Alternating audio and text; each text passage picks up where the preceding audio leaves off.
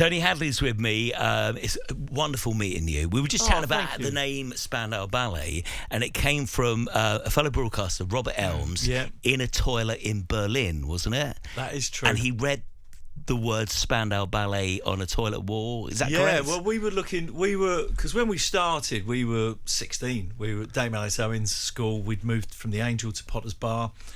And we our first name was The Roots. Yeah. We were doing R&B covers. Then we were The Cut. We were a bit edgier. Then we were The Makers, so we were like a punk power pop band. And we played all the punk clubs in London at that point. Yeah, amazing. And then we were Gentry. Then we didn't have a name. And at one point we were thinking, is this going to work? And we nearly broke up, actually. But we then discovered the whole synth thing, Billy's Blitz. And then Bob Elms came up with the name, literally went to Berlin, and Berlin always had that kind of mystique about it, that edginess. And he said, I've got the name. I went to the loo, stood there, looked up, and graffitied on the wall was Spandau Ballet. And there's 5 young lads from Islington went, what? You what? You what? Ballet? We're lads, we are. We're geezers, aren't we? Ballet? We don't do ballet.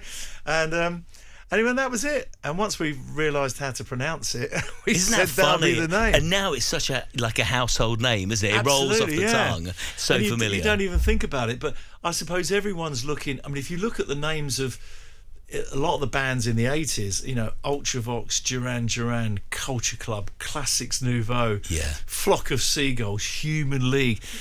Everything had a slightly avant-garde kind of, in some cases, futuristic kind of vibe to it. Yeah. And the fact was, you're always looking for something, you don't want to be called, the John. Yeah, it's got to be memorable. It's got to be memorable. Although it could have been the John in the toilet. Could have been the John, yeah.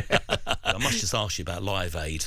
Because, people that were there on that day, that day has gone down in history, hasn't it? 40 years. When you were there, did you realise on that day when you were there that this is something special? This will be remembered. Yeah, I did when it got to Live Aid. When we were doing Band Aid, the single, that was literally Bob saying, look, I really want to make a difference. I'm just phoning up all my mates. Will you come down?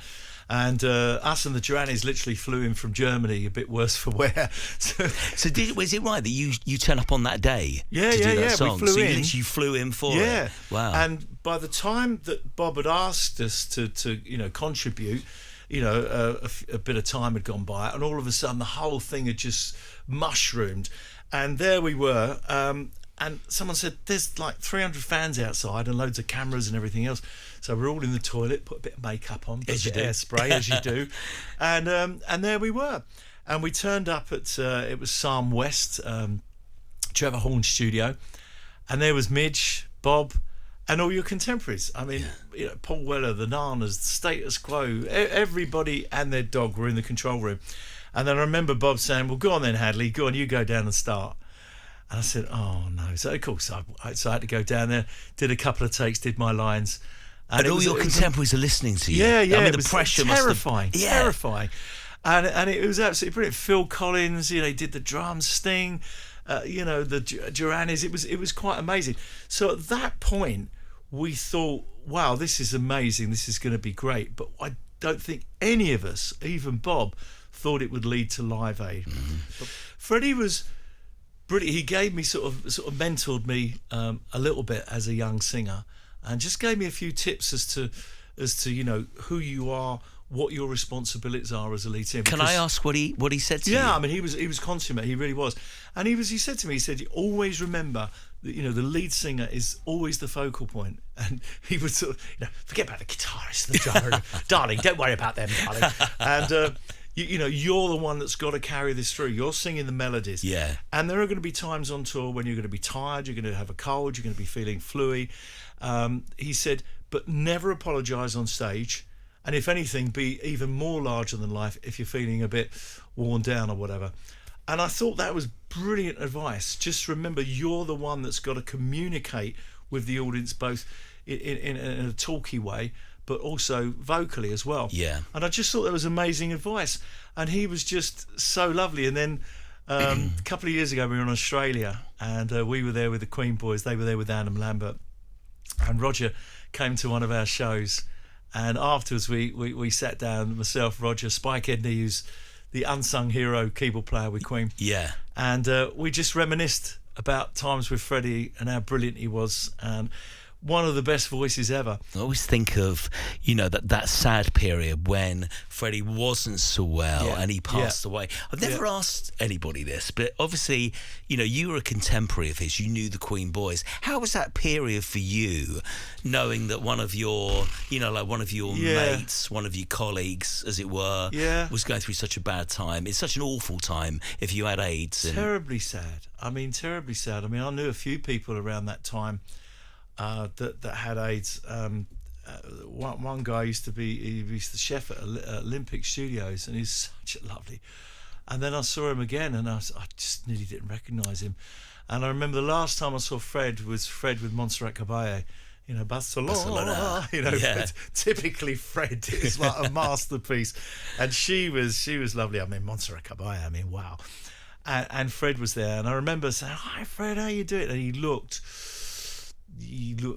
a lot of weight. Yeah. I went to give him a hug, and he said, "Are you sure?" And I said, "Fred, shut up." And I gave him a hug, and that was a moment, and terribly sad. The whole AIDS thing was dreadful. Yeah, and really awful, knowing that if it was now, it wouldn't be a thing. No. The stigma is not the same as it was back then. There's medication now. It's just so sad to think it was just a tragedy of that time, wasn't it? It really was. It was, nowadays, a couple of pills. You used to take about 20 pills. Yeah. There's a couple of pills and you're okay. And it was just really sad to see someone as amazing as Fred go through that. But the last things he recorded, wow, he was singing so high. Freddie always had a high voice anyway. Yeah. I've sung We Are the Champions, Radio Gaga, Hammer to Fall, Who Wants to Live Forever. But the stuff that he did on the last knock-ins was so high. It was ridiculous. Yeah. But the show must go on. Yeah. Wow. And actually, didn't incredible. He do such a great thing as well? He was honest. Yeah. He actually helped so many people in his death in being honest about that. So he was honestly, he was a very amazing man. He was a very kind man as well. And Freddie on stage and Freddie off stage were sort of different people, but lovely people. And Bruce Springsteen, I saw him, the first time I ever saw him was when Spandau Ballet were touring Australia. So it was 1984, 85.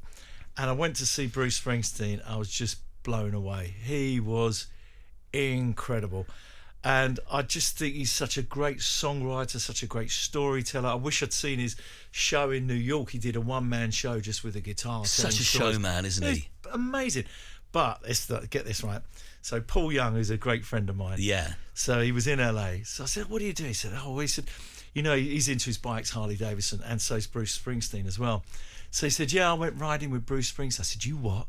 He said, "I went riding, me and Bruce Springsteen on our Harley Davidsons, riding around the Hollywood Hills." And I was so jealous. I was like, "Oh no!"